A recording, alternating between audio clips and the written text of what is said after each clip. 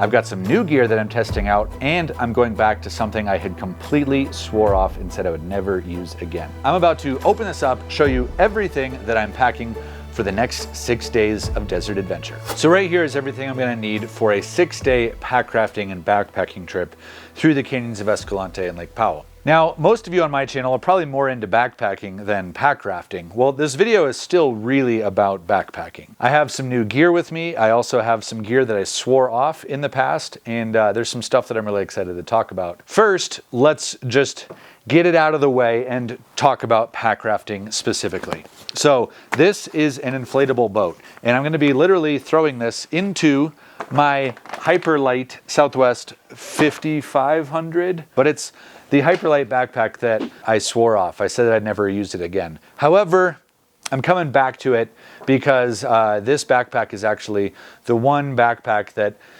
does actually really kind of mix a big range of what I need. Let me show you something really cool about this Packraft. Not only is it a super capable boat, but see if I can do this without creating utter catastrophe. You see this zipper right here? Well, this is actually an access point to get in, so I can store all of my gear when I'm actually on the reservoir and paddling around. I can store all this gear in the air chambers, and that way I don't have to just load it into the boat and have it be really clunky. I'm going to be going down some remote drainages of the Escalante Grand Staircase, edge of Lake Powell, and actually hiking in through these canyons that used to be underwater. So my plan is to go hike down one canyon that used to be submerged, explore that. When I do hit the reservoir level, I'm going to inflate this packraft and paddle around Lake Powell, camping on the lake edge for a handful of nights, and then returning and hiking out a different canyon. So let's set this aside and let's talk about the backpacking gear. I've got a brand new tent that I'm finally getting my hands on, and I'm really excited to take out the highly anticipated Durston X Dome 1. Finally getting to try this on a really big trip. And one of the great things that I'm excited about this is, as opposed to like the X Mid, where it's like a trekking pole tent, well, the freestanding tent is actually going to be much better for camping on slick rock and these sandy beaches. So it's a better fit for what I need. So I'm really excited to get this out and try this one out. That is a 35-ounce fully freestanding tent. That's crazy. That is super, super lightweight. I love everything that Dan Durston makes. He hasn't let me down yet, so I'm super excited to try that baby out. To go with my sleep setup, I've got the Zen Bivy. This is going to be the 25-degree version ultralight quilt. And for those of you who are unfamiliar with Zen Bivy, I've been a huge fan of them for a long time. And actually, I'm really excited to go back because I've been using so much budget gear over the last 8 months or so that I haven't been able to use this that much. But for those of you who don't know, Zen Bivy makes just one of my favorite and lightweight, super, super comfortable sleep systems. It's a quilt, but it integrates into a whole bed, and if you've never seen it before, they're pretty wild. So this 25-degree version is less expensive, of course, than the 10-degree version, which is the one that I've used the most, but this one is $339, and that's, I think, is actually, while it's still expensive, I think is a very reasonable price for the quality of sleep that you actually do get with it. I'm pairing this up with my all-time favorite mattress, which is also from Zen Bivy. So they make an ultralight mattress, and this one is an R4.8, I believe. So it's pretty warm. It's not as warm as some of the Nemo mattresses that have come out, which I do really like. But I just find this to be among the most comfortable mattresses that I use. I'm going to be packing all this up into the Hyperlight Southwest 4400, which is a backpack that a year and a half ago, I kind of swore off. I said that I'd never use it again. However, mea culpa, I'm coming back to it. And the reason being is that this is the largest ultralight backpack that I have. And when it comes to pack rafting, you just have clunkier stuff. You have a boat that has to get attached in. And this is actually the best option that I have for being able to carry all this stuff through the desert and actually Packraft. I also like that it's a lightweight, kind of foldable up backpack, so I can actually slide this into the Packraft, into the air chambers of the Packraft. A fully framed out backpack would not fit inside, so I'd have to like strap that to the outside of the Packraft. And so I'm excited to be able to have the option, at least, to carry a lot of stuff and still fit it all in neatly into the Packraft itself. Let's talk about one of my other new pieces of gear that I'm really excited about. This is the MSR Switch, and this is their new stove that's actually fairly similar in nature to like the Jetboil Minimo, which is another piece of gear that I said that I was done with. This is such a, I feel like is a interesting, novel take that I wanted to get it out, get my hands on it, test it, see if I was missing something. And the thing that makes this actually quite unique is this. There's two things. You basically have like the big regulator style that's on a pocket rocket. You have the ability to make a stove that can handle a pan or, you know, other pots, not just the integrating pot stack, without having like a clunky add-on. But the main thing is that you've got this curved bottom that actually looks like a half circle. So you don't get cold spots in the corners, as well as places where food is going to really get stuck. And apparently it's just a hyper efficient stove. If you're actually cooking food, you're much less likely to actually burn stuff into the pot itself. I think I could totally get away with just like a really simple like BRS stove, which I'm tempted to take because of the bulky nature of everything that I'm taking out. However, I have been really eyeing up this stove and wanting to get my hands on it. This is a $140 stove. I actually went out and bought this with my own money. I've been using the petrol pot for a long time, combined with the Camping Moon XD2F, which I still think is like, for the price, for the efficiency, almost unbeatable. But at the same time, I've just been really curious about how this stove really works and how it is and how it functions. And at 140 bucks, I still think that there are cheaper, better options for most backpackers out there. But who knows? I'm excited to test this out and see how it goes. All right, let's talk about some of the tech that I'll be using out there. So I've been using the Zoleo satellite communicator for a really long time. This is really important to me. I'm married, so being able to communicate with my wife and just do check-ins and also check the weather while I'm out is a really, really helpful thing. So this unit I think is a little bit cheaper than like the Garmin alternative, and I've used this for a long time. I've never had to actually use the SOS function on it. But hopefully I never will. But just as a texting device, satellite texting and weather checking device, I've found this one to be really good. It's $199, I think. So it's a little bit cheaper for the actual like unit, the technology.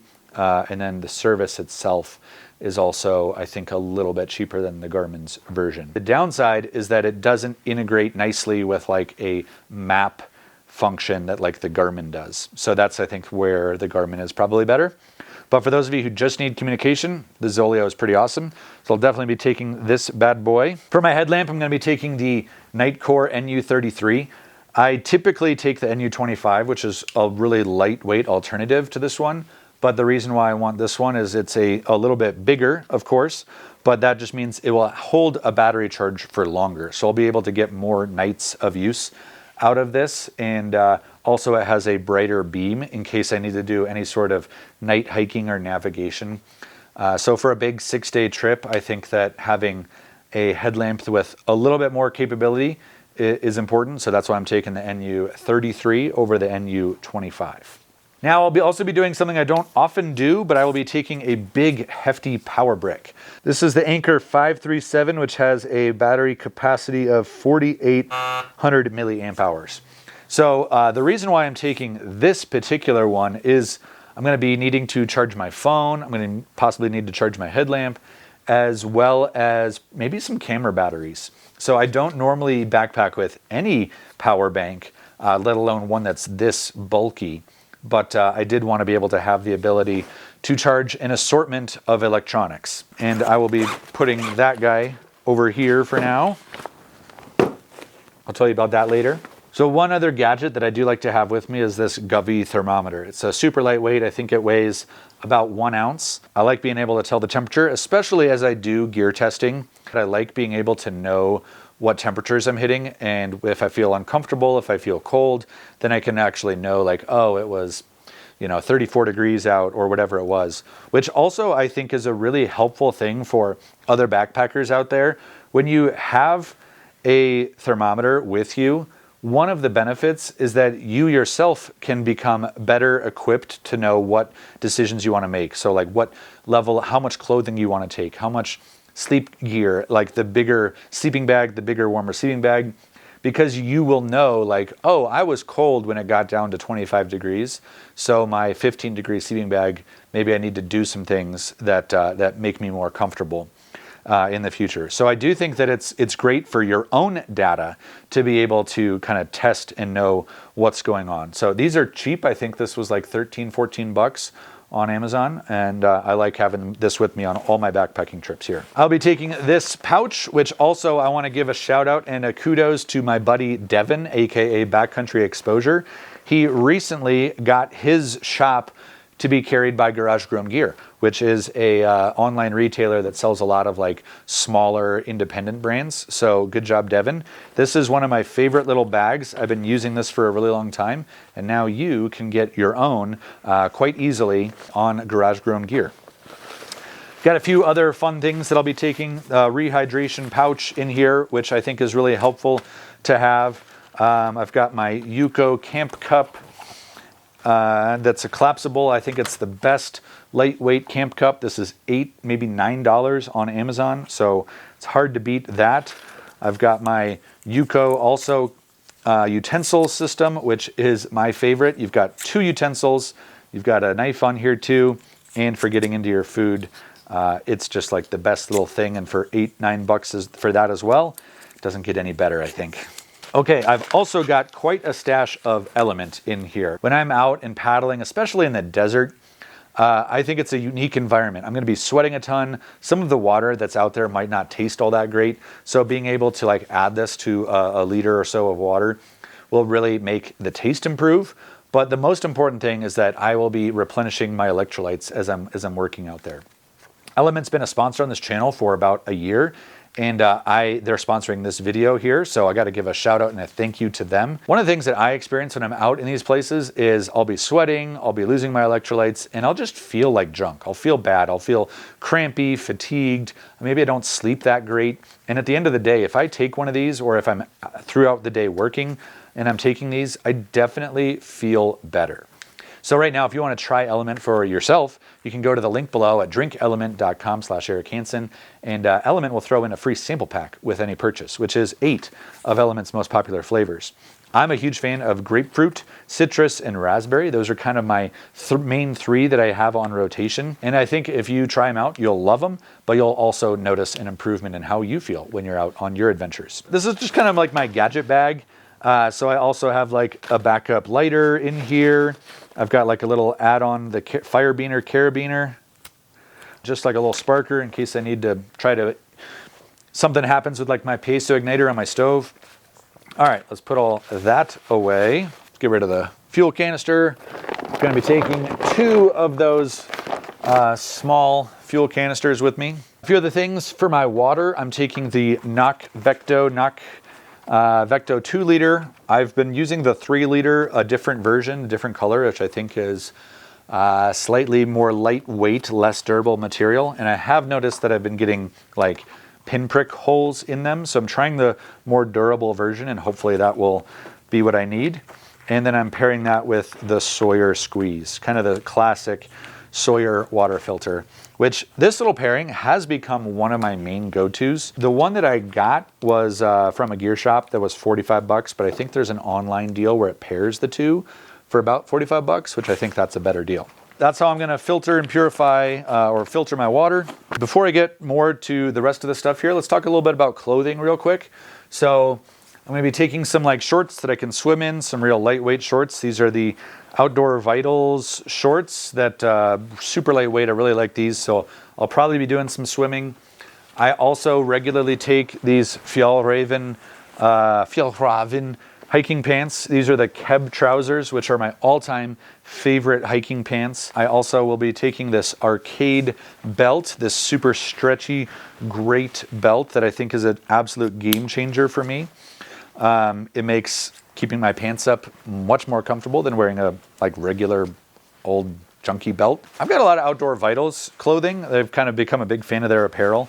This is the Nova Pro from Outdoor Vitals, which I find to be one of my favorite for, it's not the lightest jacket out there. It's a very light jacket. It has a baffle system that is, to me, one of the better baffles, because if you've noticed with some, I noticed with some of my other down jackets that wind will pass through. If it's windy, it'll pass through and make me feel colder. Whereas this one, for whatever reason, the material, the fabric, or the stitching on it, it just is a warmer jacket. So I really like this one. Throw this in here. I've also got this windbreaker / rain jacket. Actually, it's not a windbreaker. It's a full-on hard shell rain jacket from Outdoor Research, which is one of my favorite gear companies out there as well. And I love the pockets, the hood, everything about it. So this is one of my go-to favorites.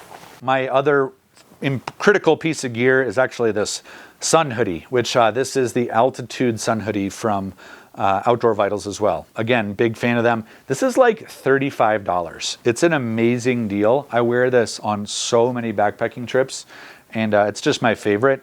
So I have some skin issues that have popped up over the last few years. So having a sun hoodie that really covers my skin, that I can throw up over my head, over my ears, and cover my arms is like clutch for me. And so at 35, 30, 40 bucks or something, that is super, super awesome. So this is the Packstack Pro from Hillsound Gear. And this is one of my favorite little simple things to add into my kit. You'll notice it's got this shape that fits the interior of a backpack really, really well. This is also waterproof, or at least very close to waterproof. The only real vulnerability it has for being waterproof is right here where the zipper closes. So this is a very simple thing. I like to have this as kind of like a gear organizer, clothing organizer. And for also my camera bits and bobs, like extra memory cards and extra batteries, that will kind of all live in this case, which I then throw in the backpack. Again, on the sun exposure thing, I will be taking some sunblock. This is the Badger 50, which is kind of like a more natural zinc sunblock, which is good for my face. I'll be on the lake, so light will be reflecting up, and even though I'll be having a wide brim hat, I will still be needing to protect myself. So definitely taking that. This has been one of my favorite little sunblock finds over the last few years. Of course, I'll be taking a first aid kit. So just your basic stuff. I've got painkillers and stuff like that. Also these glacier gels, which are really important for me for blister care. These are an add-on to these little kits, but I find that they're way better than moleskin. I'll be taking nail clippers. I've got a little patch kit. Wish I had taken this to Patagonia with me when I had a big epic failure of my mattress because I shredded it and I didn't have a big patch kit. So making sure that I have some extra stuff there. Add that in here. Let's talk about footwear real quick. I'll be taking the Astral TR1 meshes. These are one of my favorite pieces of footwear for water hiking. So I will be in and out of the canyons that are full of sand and mud and water, and getting up to the shoreline and getting in and out of boats. I will need something that can handle water. And one of the reasons why I love this is other shoes, yeah, you can hike in them with water, but the way that these drain water is super effective. So water will come right in, but water will also escape very quickly, which means as you're hiking through the water and wading through the water, you're not going to be having really heavy boots that just hold on to loads and loads of water. So these are some of my favorite desert hiking shoes that I use. They're also a small company, and so I like supporting the small company. So those will be what I'll be hiking in primarily. Got a few other things. This is my food bag. I have a little bit more that I will be adding in, but I will be taking a bunch of these Pinnacle foods. They're kind of my go-to I talk about them a lot on my channel, but they're my absolute favorite backpacking meal. My favorites are this one right here, the creamy Tuscan chicken, and the zesty Italian sausage and farfalle pasta. So I'll be doing that. I've got a bunch of extra snacks, of course, in here. A bunch of dehydrated meals for 5 nights, 5 breakfasts, 5 dinners. So it's a lot of food to be carrying out there. On the same vein, my coffee of choice is Verve. These are individual packets, single serve coffee. This has been one of my favorites. Rainer Golden of the channel Miranda Goes Outside turned me onto these guys, and they're super good. So I'll be using them. Speaking of Miranda Goes Outside, I will be bringing her water bottle. This is the Amigo Mazama water bottle. Super cool thing that she has developed and designed with this company Mazama. So I'll be replacing my usage of smart water bottles by this. And the difference is that it has the ability to get the wide mouth opening, so you can get in here and clean it effectively. I can throw this in the dishwasher, or I can scrub it out. But also I can use this to narrow bottle to connect onto my Sawyer Squeeze or to my Nocvecto. She has been working hard to bring this to market. Now, the recent uncertainty around international trade and stuff like that has put, I think, a little bit of a pushback on their timeline for when it's getting to market. But definitely check these guys out.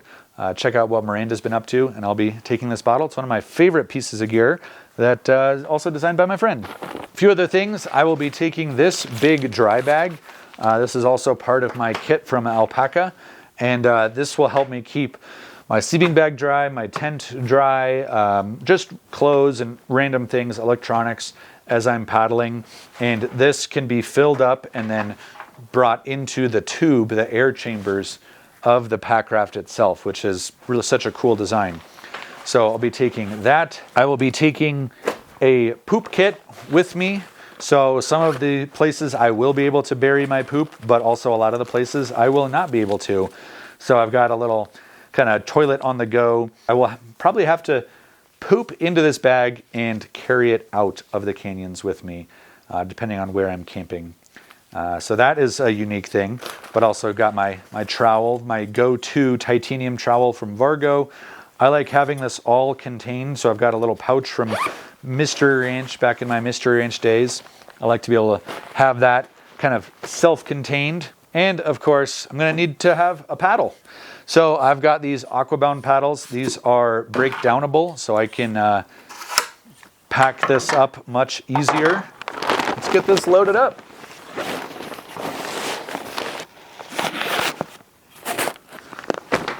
So there you have it. This is my pack setup for 6 days of packrafting in the desert. Let's see how much this bad boy weighs. Woo, not bad. 27 pounds. All right, so I'm gonna be taking this setup out into the desert for 6 days. So I'm gonna be working on a little documentary or adventure shoot about Lake Powell and the reservoir and what was lost with Glen Canyon and what's reemerging over the last decade or so. So I hope that you enjoy that upcoming series. That's what I'll be out working on. And of course, I hope you liked this video. And if you have any questions about anything, please leave it in the comments below. If you haven't subscribed here, please do subscribe. It definitely helps the channel out. We definitely appreciate that. And as always, thanks so much for watching. I'm Eric Hanson. I'll see you on the other side of this bad boy.